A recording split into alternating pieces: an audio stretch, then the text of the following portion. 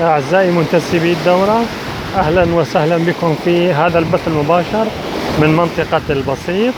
نحن على الشاطئ مباشرة.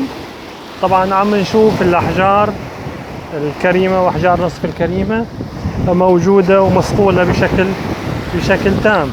طبعا هون معظم الأحجار مثل ما شفنا في الفيديوهات السابقة كانت عبارة عن عقيق وجاسبر. طبعا هاي انواع الجاسبر زي ما احنا شايفين. هاي الجاسبر الاحمر كل انواعه.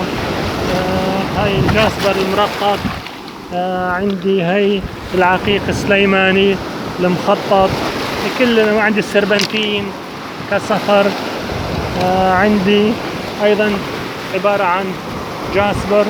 اذا شايفين كل انواع الجاسبر. عندي هون العقيق كمان، العقيق المخطط بكل انواعه. عندي العقيق الابيض، عندي المرجان، مرجانيات البيضة.